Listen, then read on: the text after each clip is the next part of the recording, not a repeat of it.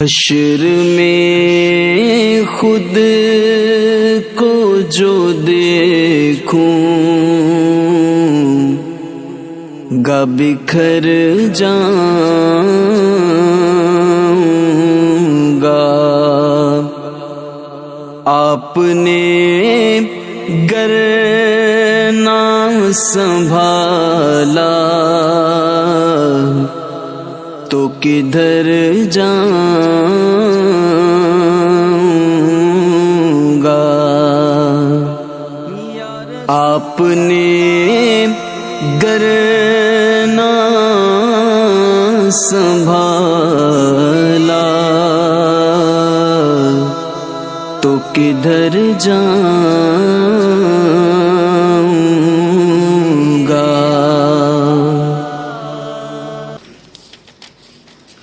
ونحن على ذلك لمن الشاكرين والشاكرين. قال الله تبارك وتعالى في شان محبوبه الكريم: إن الله وملائكته يصلون على النبي يا أيها الذين آمنوا صلوا عليه وسلموا تسليما. اللهم صل على سيدنا ومولانا محمد طب القلوب ودوائها وعافية الأبدان وشفائها ونور الأبصار وضيائها وعلى آله وصحبه وبارك وسلم وصلوا عليه. حضور نبی کریم رؤوف الرحیم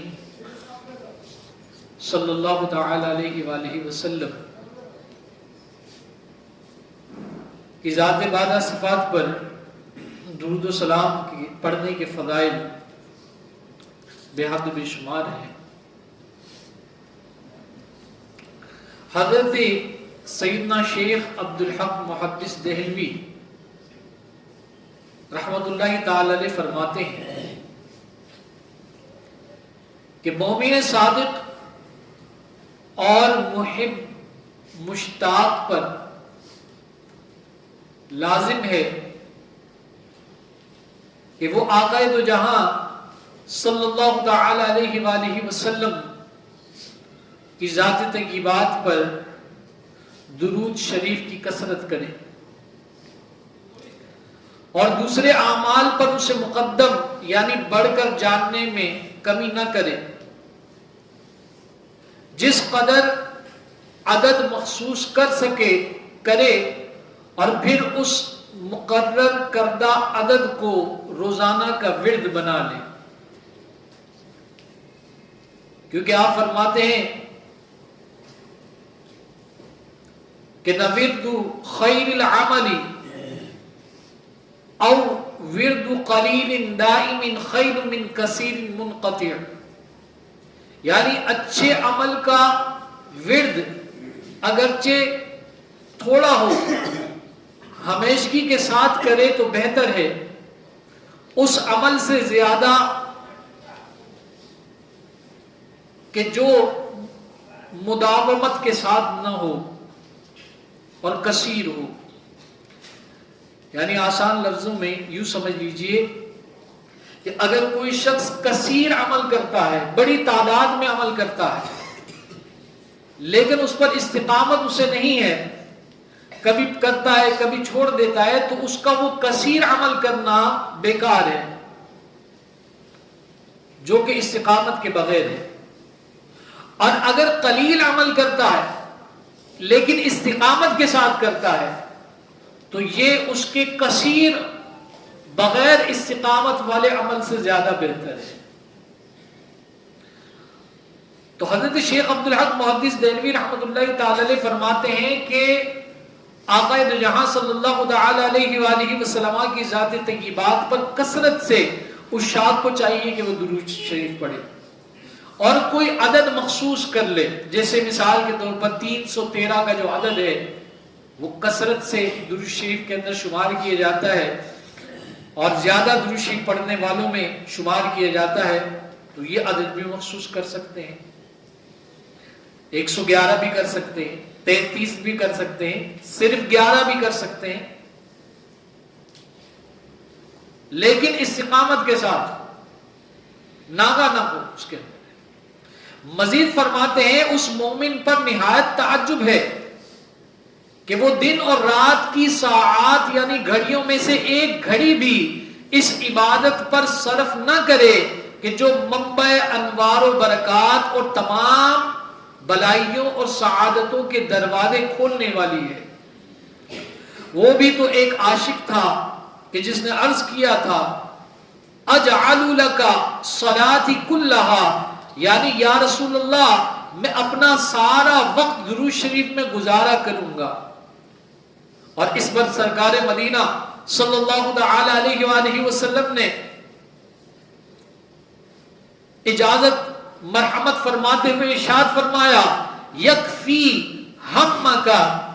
یعنی یہ تیرے غموں کو کفایت کرے گا، تیرا زیادہ وقت درود شریف پڑھنا مجھ پر تیرے غموں کو کفایت کرے گا۔ اور فرماتے ہیں کہ اہل سلوک کے لیے، یعنی جو سلوک کے منازل طے کرنے کے لیے اپنی زندگیوں کو وقف کیے ہوئے ہیں، اس کے لیے درود شریف کا ورد یہ فتوحات عظیمہ کا سبب ہے، یعنی اللہ تعالیٰ اس کو بڑی فتوحات عطا فرمائے گا، سلوک کے جو منازل ہیں وہ بڑی تیزی سے طے ہوں گے۔ اور جتنے بھی اولیاء کاملین ہیں وہ اپنے سالکین کو سلوک کے منازل کو طے کرنے کے لیے مخصوص وقت کے اندر مخصوص درود شریف کو مخصوص شرائط کے ساتھ تعلیم کرتے ہیں، اور وہ تعلیم کردہ اجازت والا درود شریف بڑی تیزی سے منازل سلوک کو طے کرنے کا سبب بنتا ہے۔ اور بعض مشائخ نے فرمایا کہ مرشد کامل نہ ملنے کی صورت میں درود شریف کا التزام کر لے کہ یہ طالب کے لیے موجب موصل، یعنی درود شریف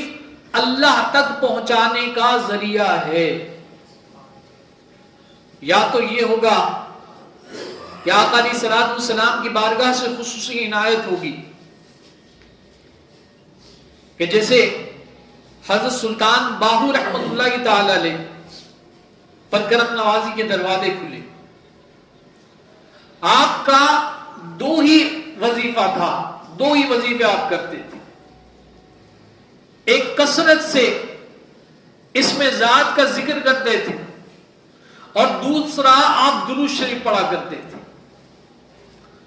آپ خود فرماتے ہیں کہ اس درود شریف کی یہ برکت ہوئی کہ میں اس سے قبل کسی شیخ سے سلسلے میں بیعت نہیں تھا، اس درود شریف کی برکت سے آقا علیہ الصلوۃ والسلام کے دروازے تک مجھے حضوری مل گئی، یعنی روحانی طور پر اس مقام تک میں پہنچ گیا تھا کہ آقا دو جہاں صلی اللہ تعالی علیہ وآلہ وسلم کے دروازے تک میں روحانی طور پر پہنچ جایا کرتا، لیکن دروازے سے مجھے لوٹا دیا جاتا، اور کہا جاتا کہ اس سے آگے اگر جانا ہے، اس دربار میں داخل ہونا ہے، اس دروازے کو تم کھولنا چاہتے ہو تو کسی شیخ سے سلسلے کے اندر بیعت کرو، اس کے ذریعے سے پھر یہ آگے تمہارا یہ دروازہ کھلے گا۔ اور اس کے بعد پھر آپ داخل سلسلہ بیعت ہوئے، اور پھر ان مرشد کامل کی وساطت سے وسیلے سے دربار رسالت کے اندر حضوری کے لیے دروازے آپ کے کھولے گئے۔ تو اس سے قبل اگر کوئی شخص روحانی طور پر کسی مرشد سے سلسلے میں بیعت نہیں ہے تو حضرت شیخ عبدالحق محدث دہلوی رحمۃ اللہ تعالی علیہ فرماتے ہیں کہ وہ کثرت سے درود شریف پڑھے، اور اس درود شریف کی برکت سے اللہ تبارک و تعالی کسی ایسے بندہ خدا کو منتخب کرے گا کہ وہ اس کا ہاتھ پکڑ کر دربار رسالت تک اور پھر بارگاہ الہ تک پہنچا دے گا۔ اور یہ دیکھا گیا ہے کہ جو بہت زیادہ ذکر اللہ کرنے والے ہیں، جنہوں نے اپنے قلوب کو مصفا کیا، اپنی زبانوں کو ستھرا کیا، اپنی نگاہوں کو ستھرا کیا، اپنے قلب کو ستھرا کیا، اپنے نفوس کو ستھرا کیا، اپنے اجسام ظاہری و باطنی کو ستھرا کیا، اپنی روح کو ستھرا کیا، تو اس کے بعد اللہ تبارک و تعالی کی طرف سے کرم نوازی کے ایسے دروازے کھلے کہ بعض لوگوں کو حضرت خواجہ خضر علیہ السلام سے ملاقات کا شرف نصیب ہوا، اور انہوں نے حضرت خضر علیہ السلام نے ان کی تعلیم و تربیت مکمل کی اور روحانی منازل سلوک کے طے کروائے۔ اور آج بھی اللہ تبارک و تعالی نے حضرت خضر علیہ السلام اور حضرت الیاس علیہ السلام کو یہ شرف بخشا ہے کہ وہ آج بھی روحانی طور پر بہت سارے بھٹکے ہوئوں کی رہنمائی کرتے ہیں، اور انہیں ان کی تربیت پر بھی بسا اوقات مامور ہوتے ہیں۔ اور بہت سارے احباب ایسے بھی ہیں کہ جنہوں نے حضرت خضر علیہ السلام کی زیارت بھی کی ہے، اور آج بھی دریاؤں میں، صحراؤں میں اگر کوئی شخص بھٹک جائے، گم ہو جائے، لاپتہ ہو جائے، اس کو رستہ نہ مل رہا ہو، تو بسا اوقات بزرگ تشریف لاتے ہیں، اور وہ بزرگ حضرت خضر علیہ السلام یا الیاس علیہ السلام کی صورت میں ہوتے ہیں اور وہ رہنمائی فرماتے ہیں۔ بزرگان دین رحمہم اللہ فرماتے ہیں کہ اگر کوئی شخص کسی بیابان کے اندر گم ہو جائے، دریا کے اندر اس کو رستہ نہ مل رہا ہو، صحرا کے اندر گم ہو جائے، اور کوئی راہ اس کو نہیں مل رہی ہو، تو ایسی صورت کے اندر 3 مرتبہ یہ دعا پڑھے، اعینونی یا عباد اللہ، اعینونی یا عباد اللہ، اعینونی یا عباد اللہ۔ اس دعا کے پڑھنے کی برکت سے رجال الغیب یا پھر حضرت خضر علیہ السلام یا الیاس علیہ السلام اس کی رہنمائی فرمائیں گے اور اس کو راستہ دکھائیں گے، اس کو منزل تک پہنچائیں گے۔ مزید فرمایا کہ مشائخ کرام فرماتے ہیں کہ کثرت درود شریف سے ہمیں سرکار مدینہ صلی اللہ تعالی علیہ وآلہ وسلم کی صحبت حاصل ہوتی ہے، اور جو شخص حضرت صلی اللہ تعالی علیہ وآلہ وسلم کا ذات ستوادہ صفات پر کثرت سے درود شریف پڑھتا ہے